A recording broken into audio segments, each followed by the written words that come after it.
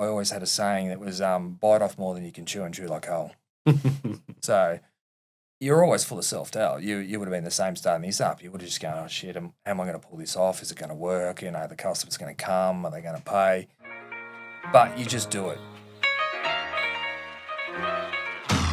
Welcome to the Success Times Happiness podcast, a platform dedicated to engaging discussions with inspiring individuals aimed at nurturing personal development. I'm Richard Thompson, your host, a father, entrepreneur, world champion Ultraman, and passionate about all things high performance. Our mission is to empower both ourselves and you to unlocking our fullest potential, recognizing that this life is no dress rehearsal. While I may not have all the answers, this show serves as our collective journey to uncover them. Today's guest is Damien Glanville. Damien is the CEO of PowerShift, but best known to be the founder of the energy supplier LPE. Born into the world by a Catholic teenager who gave him up for adoption, he then ended up on the streets after foster care. A true entrepreneurial spirit in his endeavours, Damien founded and scaled LPE some 13 years ago, and it's listed on the ASX. This is such a matter-of-fact conversation, and we get deep into the recent situation of LPE's board being overturned, seeing him fired from his own company. Damien is a brave and bold character and says it how it is. He isn't always popular, but those who admire him fiercely. He has an incredible story and the sky is the limit for what is to come. I'm just so stoked I got the opportunity to sit down with him and talk tea. I hope you enjoy it. Here we go. Thank you so much for coming onto the show. Thanks for having me. Your professional history is really profound in all sorts of senior management, executive, C-suite, executive directors roles. How do you reflect, how do you view yourself professionally? Yeah, I don't know. It's an interesting one because I didn't educate myself at school. I worked my way up through the ranks and just had ambition, I suppose. Ambition and being naive are the two key things to enabling success. A bit like yourself, you've got to be slightly naive to take on a challenge. I just had an amazing journey, especially my employment journey. At a young age, my first job was working at a service station. And just those journeys and just meeting those people. And I used to work for an Israeli called Shalom. He was just in his own way, a really good mentor. Like he was a quite scarred individual, but just those little things to help you drive. And my biggest takeaway from that experience with him was, he goes, Damien, I'd pay you $6 an hour. I give you all you drink, all you eat food for free. I'll buy you lunch and a packet of cigarettes. And I go, mate, I don't smoke. He goes, not for you. Take to school and sell them. So that was the first insight to being an entrepreneur. I went, oh, okay, that's a great idea. So I'd take him to school, and if I thought you were a half-decent human, I'd sell them to you for 20 cents. If you're a dickhead, I'd sell you for $1. Yeah. Do you know what I mean? And that was an interesting insight into how to run your own business, to be an entrepreneur. And then from that, I suppose... How old are you there? 14. 13. Yeah. And it was good. So I worked at the service station and did all that sort of stuff. And at that point, I got obsessed with trucks. And I don't know. Then people would come in and say, "Oh, I'm trying to get a retaining wall built in my house around the corner." Oh, okay. So me and my mates can do that for you. And then we'd go and quote it out and scope it out, and off we'd go and do things like that. And I was just always looking for an opportunity, I suppose. And then when I was 18, I'd become a truck driver because I was obsessed with trucks. I just thought, oh my God, how good are these things? They're huge. And everyone said, oh, you can't drive them, you're too young. And I go, that's, you say I can't do something, that's going to inspire me. And at 18, 19, I met a bloke, and I lived in Western Victoria and back at Smarsh, a bloke called Paul Tatchell, and he saw something in me as well and backed me and said, yep, you know what? You can drive one of my trucks. And all of a sudden, I'm doing interstate or driving B-doubles to Brisbane. This is at 19, and then road trains, and got this really good experience. And then he just said, you're too smart for trucks. Had a bit of a play and eventually moved into the office and just went from there. So I just think I've been lucky in the sense that I've met people along the journey that have been prepared to back me. And sometimes I feel like you get backed because you show the enthusiasm or you're prepared to have a go. And I was always a hard worker. So that's just, as I call it, following the breadcrumbs. My story with the cigarette one for you, my story is that when I was early high school, so similar age, Mum got a computer that had one of the first CD burners. Yeah. So then my entrepreneurial brain goes, okay, I had a CD collection of only 20 or something, and I had mates who had older brothers, and all of their older brothers had hundreds of CDs. Yeah. And so then I got some sort of a joint venture agreement, informal obviously, but then where I could access their catalog for a night and rip a CD and then sell it off. So then I had a catalog, went to school with a 500 CD. I had a few mates that had that, and gave them a discount for other ones that they wanted, but had a list of 500 of CDs that people could choose from. And back then a CD would cost $1. It was $30 for 10 pack. Yeah. And then I sold it off for $8. Okay. Two for 15 or 3 for 30 or something like that. Because you got to think, back in the day, CDs were expensive. CDs were $30. Yeah. Yeah. And I'm selling you one for $8. Yeah. Yeah. It was. And no one else in the school had a CD burner. Yeah. Because it took, I think, an hour to burn one CD. So it wasn't nothing, but I was like, okay, I can leverage. The concept of leverage.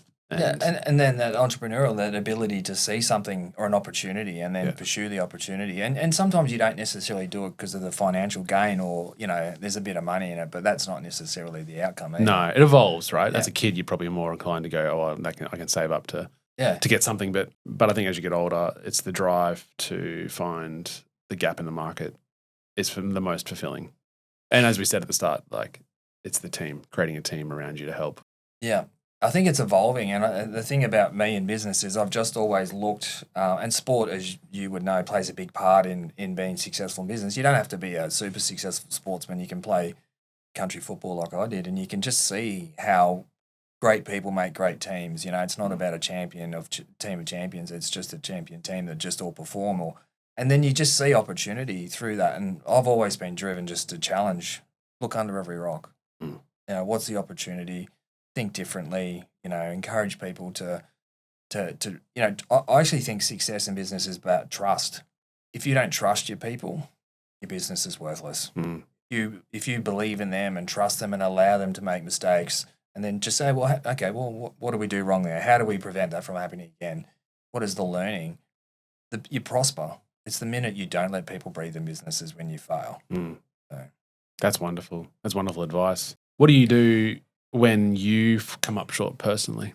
What do you mean? You talk about the team there that you let them breathe and let them make mistakes and then you unpack it and go, that's okay, we're all human. For you yourself, when you've come up short with your own expectations, how do you deal with that personally? To be in business, you've got to have this massive belief in yourself, rightly or wrongly. People call you arrogant, people call you all sorts of things. They either like you or hate you. I think it's just a matter of backing yourself in, and you don't necessarily always make the right decisions, but what you got to do is review that journey and make sure you're quick and smart enough to actually go, okay, hang on, this is not working. I think listening is a good part of it too. If I'm not sure, I'll ask people and question and listen, because the idea doesn't have to be yours. It just has to be executed majority of the time. So you can think about this, someone will come up with this great idea and then you've just got to challenge it, then mature it. They might not have the skills to take it to the next level, and that's where you come in. And you're always full of self-doubt. You would have been the same starting this up. You would have just gone, oh, shit, how am I going to pull this off? Is it going to work? The customer's going to come. Are they going to pay? But you just do it. And then you just work your way through it. And I always had a saying that was bite off more than you can chew and chew like hell. So it's you got no other choice almost. Correct. Yeah. Yeah. You put yourself in a position where you got no other choice but to chew as hard as quickly as you can. Correct. And now's a good example. Like I've gone out and with a great team again, similar to yourself. I've gone and got some really amazing people around us, and we started up a new business falling out of LPE. But again, like I go, oh my God, I'm here again. Why did I do that? Like it's so hard in that early stages. You're pumping your own cash in, you don't pay yourself. You do all those 1%ers, but you just do it. You just dig in and, being under pressure and having your balls and advice, I would say, you make it happen.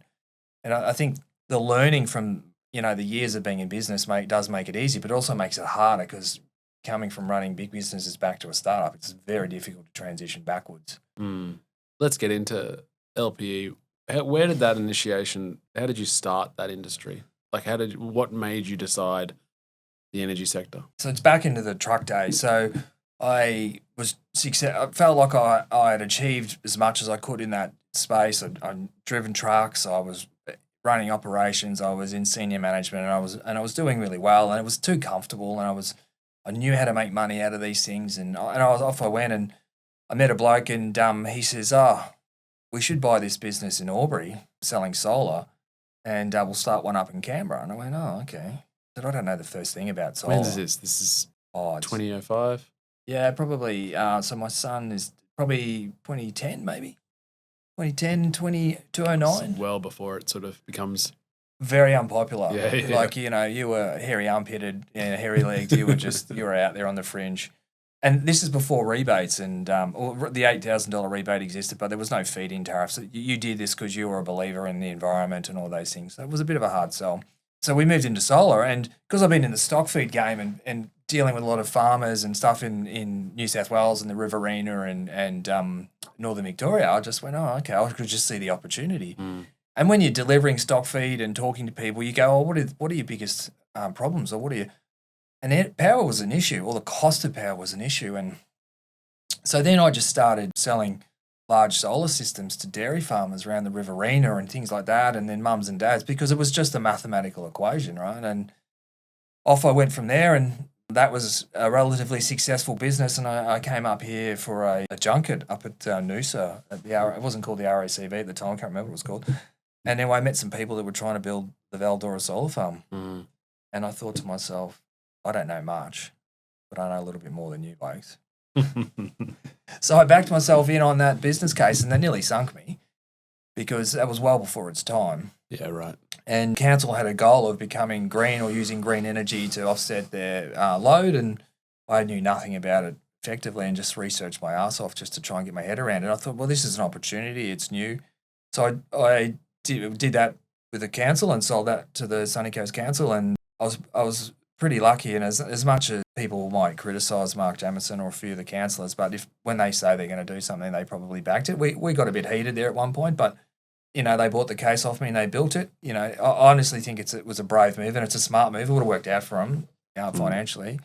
And then from that, I realised that if I wanted to build renewable assets again as a derivative or a hedging tool, I needed to become an energy retailer. And that's when I started again. And Justin, who I'm in business with today, and another bloke, off we went. And, initially we employed him, and eventually we became an energy retailer, and off we went. And I knew nothing about that market, Where's the drive for that, though? Is it just because you could just focus on solar farms as your go-to, especially after such a win of the council taking the study? Yeah. So they cost me more than what I made out of it. So it was more of an expensive learning curve. But the drive is challenging yourself to do something, putting yourself in an uncomfortable position and then trying to better yourself or force change. And for me, that was about forcing change. Like the theory of buying energy through a large generation asset wasn't new. Like coal generators do it all the time. It was just more about renewable. And it was well before its time. And the council had vision behind that too, which is a credit to them. I just piggybacked off their vision and just helped to make it real. But it's one of those things where you're naive in a way and you think that, the world's nice and rosy and this is a great way for the future, but it's not. And then I just looked at it and thought, well, you know what? To secure those types of generation assets again, the theory would be I need long-term customers, and that's why I started. Control. Yep. Control is the key to any successful outcome. And then I just did that. So I just started up LPE, went on that journey, and when we applied to be an authorised retailer, I think we're the 13th or 12th in the country at the particular time, and the Macquarie was the one before us, and the regulators came out, who are you? And I just had the balls to say, well, you actually can't say no to me because the rules say that you can't prohibit me. And then why am I any different to them? I follow sport, I sleep every night, I exercise, I do the same things. We're the same humans. You put your legs through just through your pants like everyone else? Correct. Yeah, sometimes the wrong way around, but still that's and they just went, oh, okay, and off we went. So I think there's a bit in that, in the sense of, for people who may not want to press on or back themselves, is that every successful venture starts with someone and starts with a good team, and they're all human. Yeah. It's no magic formula. You don't have that they have, other than experience. Yeah, and I think it's the ability to lead people too, and work with people and accept that you're going to make mistakes, and how do you correct yourself? And we're all humans. We all make mistakes. Where do you think your leadership has come from? Because your childhood probably is a little bit different than most. Yeah, it was extremely different. It's really a weird way to put it, but I don't have a problem with my childhood. Or I think I'm lucky because what it did is expose me to the reality of life. And there's thousands of kids every day. I was in the gym this morning talking to a bloke, and he deals with homeless kids or troubled kids every day, and they're exactly the same scenario, and it's not a position of choice to be in it. You've just got to have the fortitude to actually push yourself out of it. And I was lucky. I grew up in a country town, and as much as it was pretty ordinary for me, I had a community that in some ways supported me. And the local footy club, being AFL, because that's the true football sport. That's religion down there. Correct. They supported me, and they made sure that I played football, that I turned up every week, that I trained. And again, they believed in me. And at a young age, I was playing senior football. And, I was even saying this morning that a couple of blokes, old Mel, said to me, "What are you doing in the off-season, Damien?" I said, "Oh, I don't know, Mel. I just, whatever." He goes, "No, mate, you're boxing." I go, "Mate, I can't fight. Can't fight for shit." He goes, "No, it's not about fighting, mate. It's discipline." And he would pick me up. How old? I would have been 15, 16 at the time. Pick me up, take me to boxing, at the footy club, and we'd do that all summer. And those 1%ers are the things like, yeah, if I dropped a guard, he'd land one on me, no question. But it just made you realise that you've got to be disciplined, you've got to be structured, you've got to follow through. And I was lucky. In the town, people would always offer me work. So I wasn't falling through the cracks like some kids would. And yeah, I lived in community houses and, couch surfed and did all that sort of stuff. And so how do you see the story, or how do you see it in yourself that mum was young and she gave you up for adoption?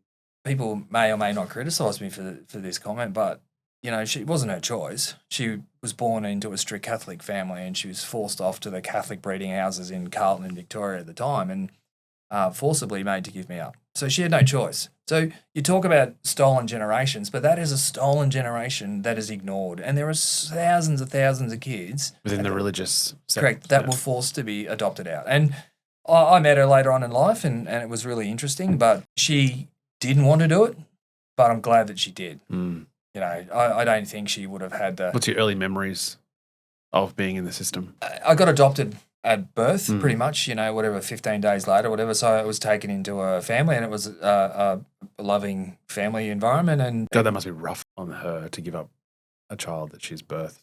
Yeah. 2 weeks later. No, it's the day. Oh, right. So it's done. And she got an option. It was either go home to your family, pretend this never happened, or stay here and work for a few weeks and get your shit together, then go.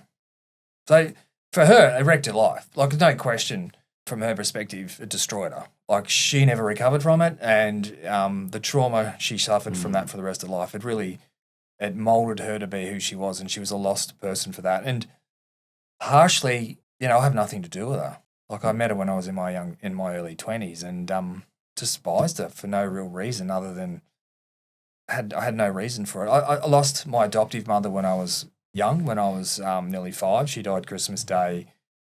And so How old are you then? Oh, I was nearly 4, because I'm a January child. And so that was an interesting upbringing as well at that point in time. Yeah, you don't as a child, you don't really know. So I grew up having her as a mother, and when I actually met my adoptive mother, I just envisaged I was meeting my mother again, and I never gave her a chance. But even my adoptive mother's parents, they were fantastic. They took you in after she passed away? No, I lived with my adoptive father. Okay. Old Ian is a different cat, but, no, I don't dislike him. I just don't have anything to do with him. I haven't since I was 15, but, what I hear is he tried to give us back, but it was socially unacceptable to do so. So he just pushed on, and it was just a shit show from then on. Then I wasn't in a happy environment. It was just an existence, and, So he brought you up to 15 by himself? No, he remarried my stepmom, and like he's not a bad person. I don't like her. She was an absolute fruitcake. She kicked her own son out as well, so it wasn't just me. So and if you knew me when I was a kid, I was as quiet as a mouse. Like, I just didn't speak up. I was very withdrawn, very quiet. When was your first recollection of being told that you were adopted? Day one. Soon as right. It was always. Yeah. So as soon as so one of my mother's dying wishes was make sure the boys know that, and I had a brother as well, that were adopted, and it was just one of those things. So I just knew my grandparents were constantly reinforcing it, and it didn't bother me. Like, it was, Yeah. I don't think it really matters, but I was lucky in the sense that other people didn't get put into good environments, and my environment was relatively good. So, And then growing in your adolescence, you're couch surfing then, or at 15 you couch surfing? 15, yeah. Trying to make your way through. I didn't get on well with my stepmom. My adoptive father, he was a workaholic, just buried himself in work, and he involved himself in the footy club there for a while and did all those little 1%ers, but he just I just said, he goes, mate, what are we going to do here? And I was, she told me to piss off again. We had docs and that involved, so it wasn't like the neighbours would ring up and say, hey, old Jean, she's a bit batshit crazy. You need to. So, and I just said to him, look, mate, this is how it is. I said, you get rid of her and I'll hang around. You want to keep her? I said, I'll go.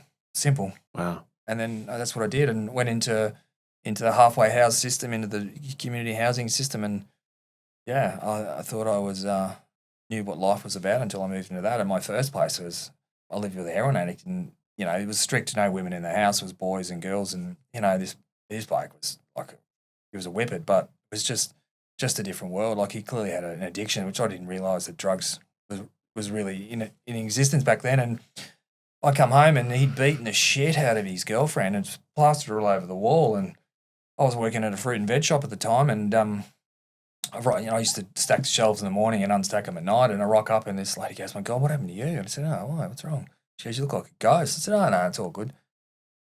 And she just plugged away at me and said, what's going on? I said, I don't know. I come home from school today and old mate's beating the shit out of his missus. He robbed all my food out of the cupboard. I don't know what he did with it. And then, she's all over the wall. And her and her husband come around that night and took me out and said, no, you're not living here anymore. So I lived with them on the couch, and they were great people. And then, it was too small. Then, I just eventually moved to the next one and the next one. And then I was doing some work in the town, doing paving over the school holidays, always working. And old Timmy said to me, oh, come and live out with me and Janie out. And I said, oh, yeah, righto, Timmy. So I went out and lived with him for a while, and they were really nice people, but he was just difficult. And then this lady called Mary, which was Joan's sister, come out and said, oh, Damien, what are you doing? I said, oh, bears are just, surviving. And she goes, oh, well, she used to play tennis with my mother back in the day. And she goes, well, you know what? I think I just dropped out of school when I met Maz, and she said, look, Damien, you need to go to school. I go, Maz, I've got to survive here. And she goes, well, here's the deal. You can come and live with me. I'll cook and clean and do everything for you, but you got to go back to school. And I went back to school, and Mary's probably the most influential person in my life. Like, I lived with her until I was 20, so probably good 3 years plus, but she influenced my life up until probably today. Still, we're in contact. Well, she's got Alzheimer's now, so. But you did senior through her. Yep. Like through her. Yeah, I went back and finished high school and did that, and just create like the structure of having an environment where you'd eat good food and you'd be forced to school and encouraged to play sport. That discipline, right? 100%. And she was an amazing influence, and she'd taken in other kids on her journey in life, and she's a wonderful lady, my Mares, and just things like that. And her support was just next level. And even when I lived in Victoria, like until I was in my 30s, I'd still visit her once or twice a week. So it was a very close relationship. And old Mick, her son, she used to go, oh, Jesus, Damien, you're the son I always wanted to have. And old Mick used to get the shits, oh, piss off, Mares. It's not fair.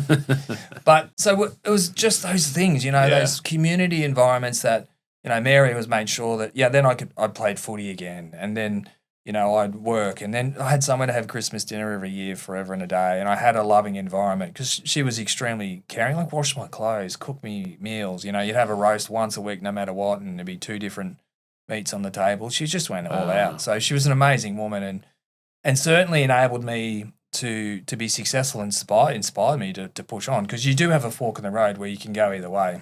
Yeah. And unfortunately, I met people that weren't successful. They took their own lives. They had family members that were abusing them, and they didn't have the support of their natural parent, or they were ill at the same time, and they'd end up, saw lots of people kill themselves, or go down that road, or drug addiction. And it was just having Mary there was was just at that right time where I needed that. Could have gone either way. 100%. I don't think I was sporty, so drugs weren't an option for me. And after my first experience, I knew they existed, but from a very young age, I was always driven to be successful, and what success was yet to be defined. But she just provided that backdrop. How do you think, because of that experience, do you actively, or do you reflect often? Yeah, you do, and I honestly think that I'm extremely lucky. And I don't actually know if luck's real, because you create your own luck, but I think I've been given a lot of opportunity, and my life has just opened me up to so much more than most people. My exposure and my ability to become resilient, like in my childhood and my resilience to survive that. Survive's probably a harsh way of putting it, but enabled me to be successful in business because I'm thick-skinned, I'm tougher, and I can just push through. Like you go, yeah, okay, this is just another challenge. Rather than being born with a silver spoon in your mouth and having it all play out for you. Yeah, and then, they also always say money makes money, but, there's nothing like experience. Experience, you can't beat it. Like just being in the trenches, having to learn the hard way. And the resiliency thing is so important. Oh. And I think trauma or rough experiences is all relative to the author, to the person. But the more you have, I think, by virtue of that, the more you're going to be resilient when shit goes wrong because it's all relative. Correct. So you're like, oh, this thing's happened at work. The LPE thing, for instance. Yeah, okay. Yeah, I can manage that. Whereas someone else who hasn't had that experience of life like you have, it would shatter them. It would collapse them. It would impact them so much more. True, and LP is a good example. Like at this stage, you founded LPE, and it's now a listed company on the stock exchange. Yep, and it's running functionally. We've got 60,000 customers, and we're growing this business. We're probably employing 100 people, and we've got some really great people in that business. And off we go. And we had this opportunistic moment from greed through the energy, and I would argue that the Queensland government kicked it off. But ultimately, what happened is that the energy prices just spiraled out of control, and the trading market, when you have a market that's, Could you buy it from the government and then on-sell it? Well, you buy it out of a spot market through a derivative position. You go and take swaps and hedges to protect yourself, and then you match this load against consumers' profiles. So it's quite complicated, but it's open for manipulation. That's the key thing.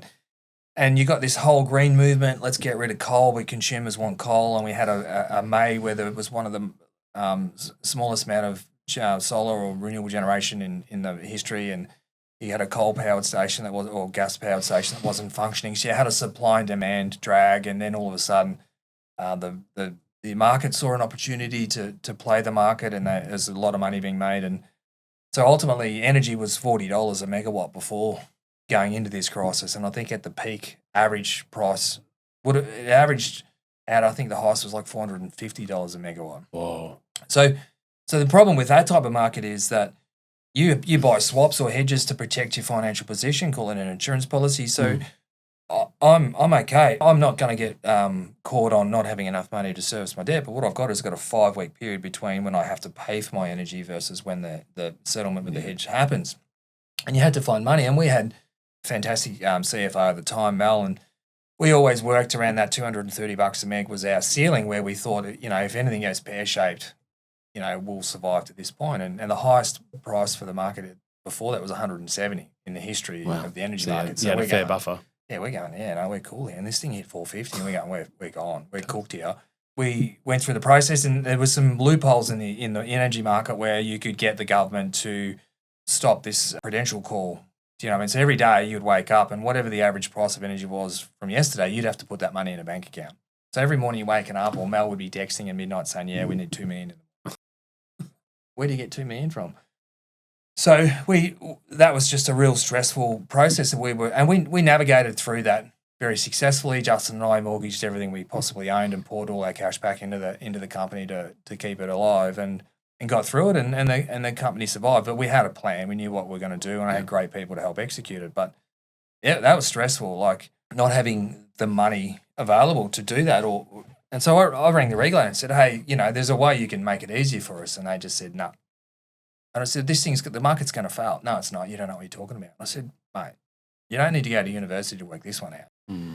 Anyway, she disagreed with me, and we obviously had a bit of a public punch on. But I was right. It failed. And then they shut the market down for 8 days.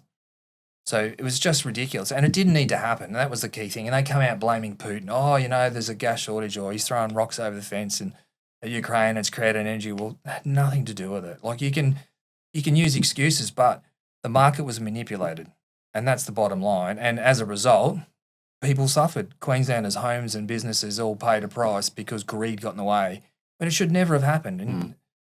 And you would argue the capitalised system fails in those things. Like if you've got a needs-based commodity, you shouldn't be able to manipulate that needs-based commodity. So consume energy, I would argue, should be government-run. Governments aren't very good at running anything, but still, they need to be tighter mechanisms where it's not a free market where you can manipulate things. And then you got through that, and then it's back to normal, relative. Yeah. And so what happened with the whole fallout? So it was back to normal. So it was we had a strategy and had great people in the business that helped execute the strategy. So you're only, again, as good as the people you employ. And we had another year where we had to fund a lot of our customers. I think it was 12.5 million we funded them out. So we actually sold our hedge book, cleared out our debt, and had some good cash in the bank. So our strategy was good. As soon as the peak of the market hits, we'll offload our customers, which we told all our customers to leave us. So we're the first retailer in the country to come out and say, hey, customers, we don't want you anymore. You need to go and find another retailer. Leave. And why was that? Because we had this financial tool instrument, our hedge book. It was worth 40 million, and I couldn't service it. I was running out of cash. So my ability to service that 5 weeks was just becoming harder and harder and harder. And the only way we would survive is just to push our customers away. And then we had this financial instrument which we could sell and then clear our debt, and then we could use the balance of cash to reset the business, carry the balance. We only got rid of half of our customers and then carry the balance through the crisis and then get them to the other side, which is what we did. We carried 12.5 million and got through that, and share price got smashed. And then basically at the end of the day, the market couldn't see what you were trying to do. No, the energy stocks were getting AGL's getting hammered, the Origin's getting hammered, everyone's getting hammered. They see it as a risk. And they, as much as we executed, we cleared all the debt, which was amazing. So we had 18 million debt, so we walked away with no debt, and enough cash to fund the business. So we're in a good space.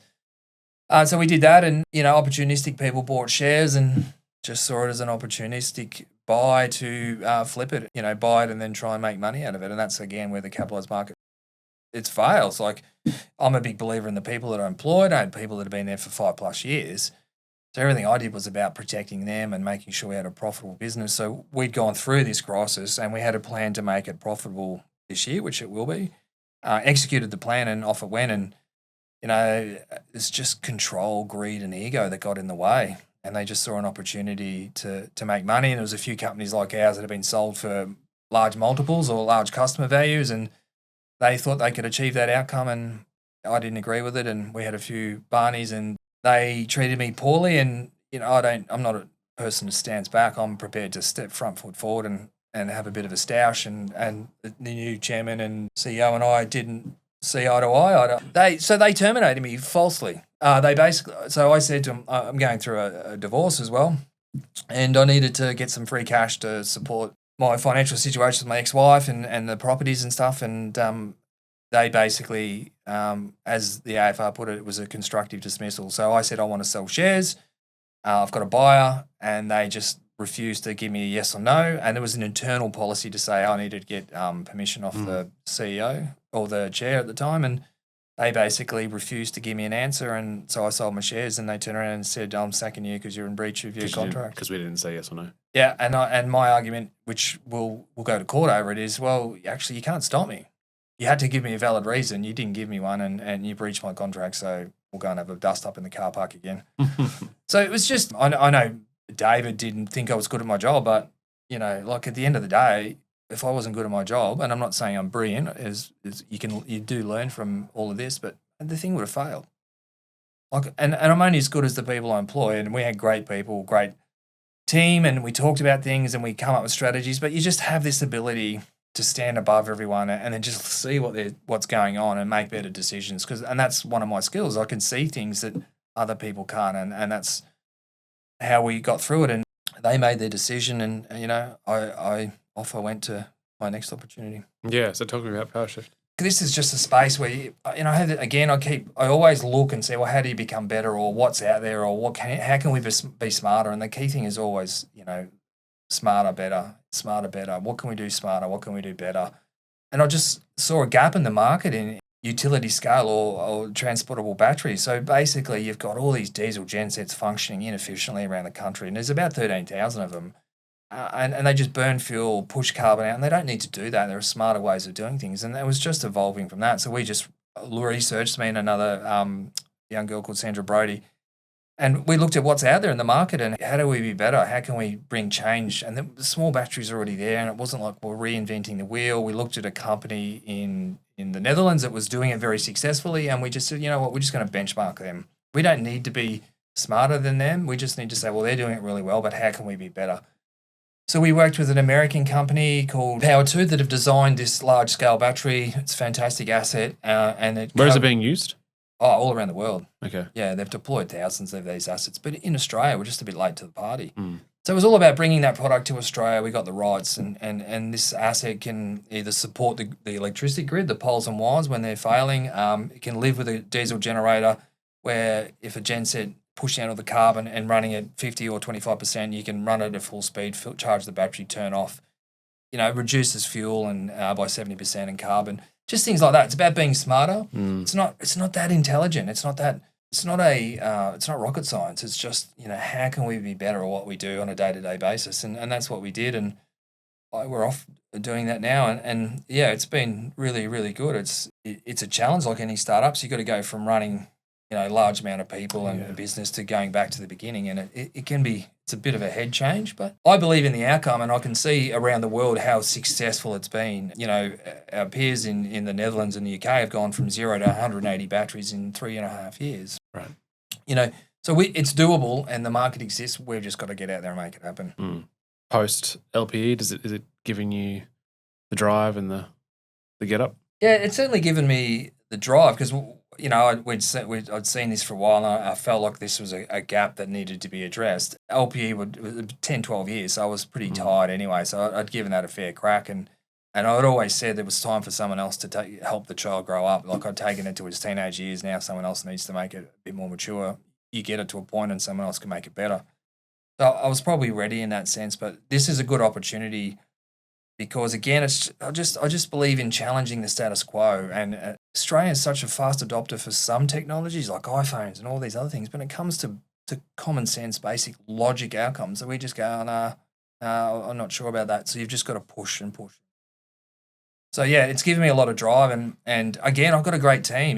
Sandra is she's such an intelligent woman. She's an amazing person to work with, and Justin's come along as well, and he's really good and structured in his side of the business, and we got an electrical engineer, and he's an amazing, very intelligent. Like if I could have half of his intelligence, I'd be dangerous. But he's just brilliant. So we've got this really good team, and Nat, our sales, who come across from LPE, who saw the evolution in energy as well, and yeah, we've just got a great team, and my EA, Katie, come along and, she's worked for me for 8 or 9 years and she's very much a rock in helping me achieve my outcomes and, gives me a clip behind the ear when I need to readjust. So just got a really good team where I think the opportunity is there. We've just got to make it happen. How do you go about being the leader that you are? Is it all innate and you just follow the wind, or are the things that you put in place to lock down that team or to make sure they're all rowing the boat in the one direction? I have a saying that it's all about pissing into the wind and not getting covered in it.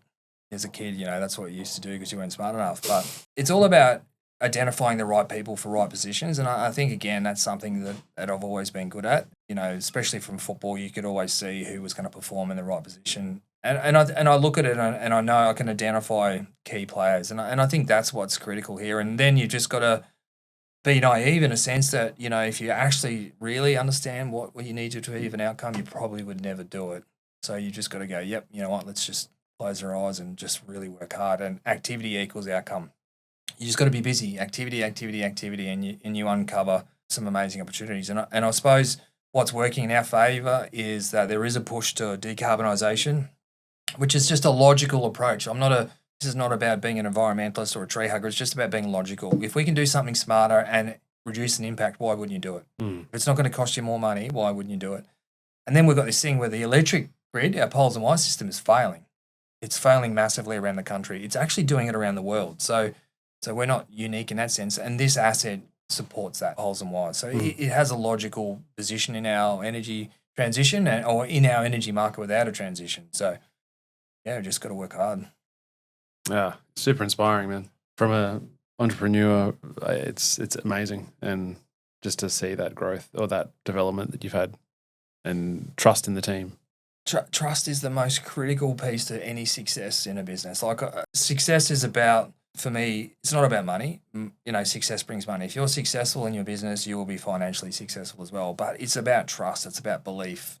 And I used to say to LPE, when someone walks in the door, and we had some really good structures and great people working in that organisation, it's about when you leave, you need to leave better than when you walked in out the door. And if we've actually done something to make you better and improve you and give you an opportunity somewhere else in life, we've done our job. 100%. I love that. And personally, like, that's why I can't handle restraint of trades post, because it's like, well, if you don't believe in me as a human and want to progress me as a human whilst you're in working for me, but not when I'm not, then it's false, right? So to be able to say, okay, in your wisdom, if you're looking at it as an employee, in your ultimate wisdom, you think you want to go somewhere else, then I'm fully supportive of that, because I believe in you as a human, not just because you work for me.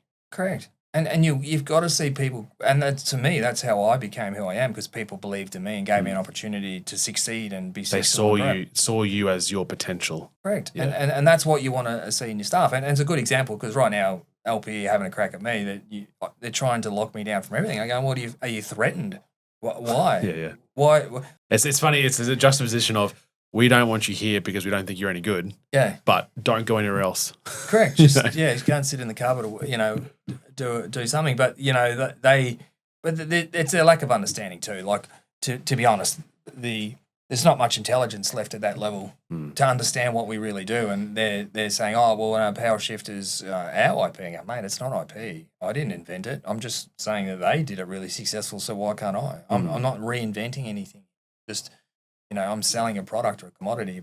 And I think over the years, you've got to get that trust right too. Sometimes you over-trust and you give someone too much rope and you go, well, I'm going to have some pretty hard conversations here. Yeah, but if they're not suited to that environment or that much rope, then you let them go.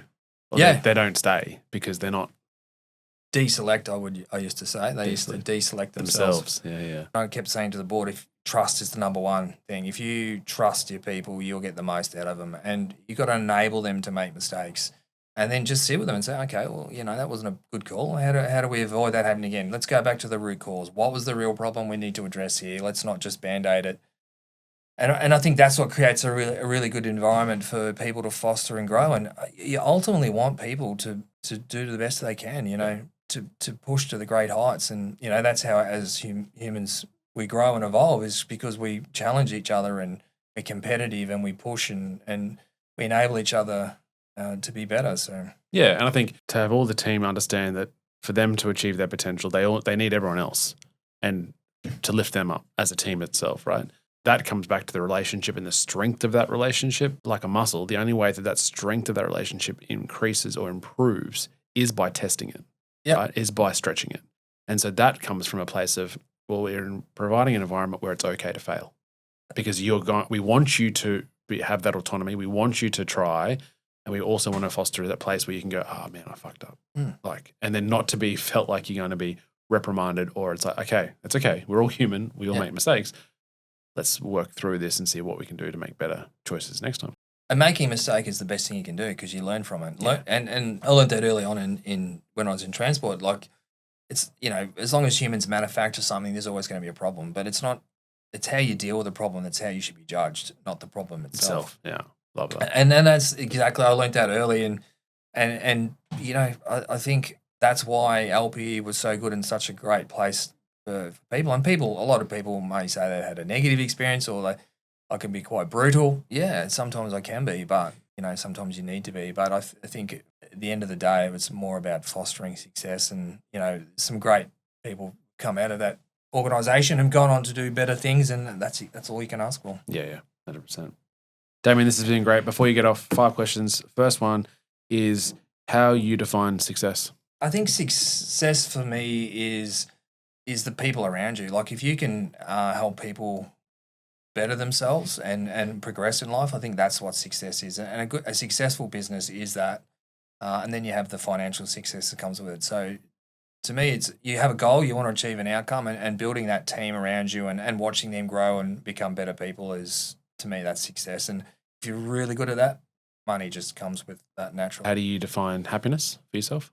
I don't know. Look, I must admit, hanging out with my dog is a happy moment for me. I got a Labrador and old Rolly, and most people know Rolly because I take him everywhere. But it's a special space for me. I enjoy that. Obviously, the kids as well, because if they hear this, they'll think they'll be left out. But No, happiness is just watching something mature and become better. And it's like being a coach, isn't it? You want to see people. I love it. It's something for me. It's really enjoyable. Is just seeing people become better humans. Most gifted or recommended book for people to read? With all the trauma I went through with LPE, and that was pretty. Like I did take it pretty hard and got a bit emotional. But The Luckiest Man Alive, I think, was the name of the book, and I read that and finished it in the midst of my shit show, and went, "Oh my god, I've got nothing to worry about. Like, what does this bloke? He survived the Holocaust. Right? Yeah, he's just and come to Australia and become a very successful person in business and raised a beautiful family, and obviously being Jewish and coming through that whole horrific 1940 scenario. I just think, my God, like people like that can live and prosper and get on with their lives and deal with all the trauma they've put with. To me, that was a great book, and I felt it put me back into perspective. I really don't have anything to worry about. This is a slight little hiccup and dust up, and hey, I'm going to learn from it and I'll be good. Yeah, I love that. 4 people that you would invite to dinner, living or dead, but not family or friends? Lucky I don't have family. So I actually think Tom Brady, an amazing sports person, progressed in a year. Well, I think he's won most grand finals or NFL finals, as you want to call it, Super Bowls. I had the pleasure of watching him in his worst game ever against the Panthers when he was at Tampa Bay down there in Carolina. I really respect him as a sportsman. He had the ability to change a team and actually get people and around him to perform as well. So yeah. I think Tom Brady as a sports person across all sports is probably inspirational. He'd be a good one to sit down and talk to. And the discipline that he had to actually continue fronting up and healthy and stuff like that.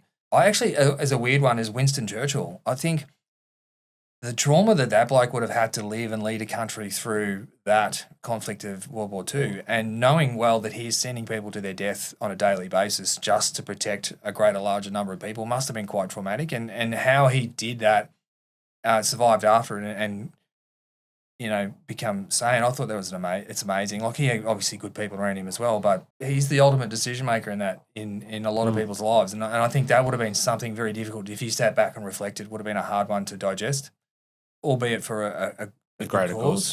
Yep.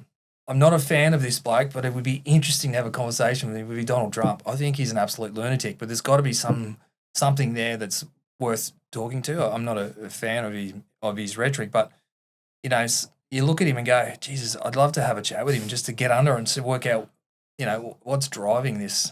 Are you really unhinged, or is there logic behind your approach? You just can't articulate yourself. I think that would be an interesting conversation. I think you might need more than a dinner. But yeah, correct. But arguably one of the most dangerous people alive at the moment. But then again, he could also do amazing things if he could harness his stupidity. But probably not going to bottle that one. But and someone like a Brad Pitt, like, I honestly think, people go, I was sort of asking in the gym this morning, and Will said, Brad Pitt. And I went, you know what, that's not a bad call, because that's got to be a hard job to be an actor for such a long period of time and be in so many successful films and play such a diverse mix of characters. And I think we just take it for granted, but they have to be tough. And then he's obviously had his own personal battles and managed to pull through that as well. But yeah, I think he would be an interesting individual to have a beer with, or maybe chuck a snag on the barbie. That's a great list. It's a great list. Finally, a guest do you think would be worthwhile interviewing on the show? Yeah, look, I actually thought about this one pretty hard, and I don't know. It's a gentleman by the name of Mark Kratzman, and I know him through Justin, and I've met him a few times and had a few beers with him. But interesting journey. He's a successful tennis player, played for Australia. I think he won maybe a Wimbledon doubles championships or something like that. So he can play tennis, lives on the coast, but also very successful in business and very driven in business as well. So, that transition from sport to business, and his wife's extremely successful as well. So I think he would be an interesting conversation, because he's to be successful at sport at that level, at tennis, and he would have played tennis in the early 90s maybe, and to achieve that is a pretty amazing and he would have had to dedicate a fair bit of his life to that outcome. So I think Mark would be a fantastic person to interview, and on both sides, success in sport and success in business. Love that. Thank you. Damien Glanville, thank you so much for coming on the show. It's an inspiring journey, and we're looking forward to seeing where it leads as well with PowerShift. Yeah, no, thank you, and good luck on your journey and your podcast and the starting up a new business. Yeah, thank you, man. Always exciting. Cheers. Bye. That was another episode of the Success Times Happiness podcast. Next time you turn on the light in your house, be sure to let the person closest to you know all about the show. It means the world to us. Until next time, peace.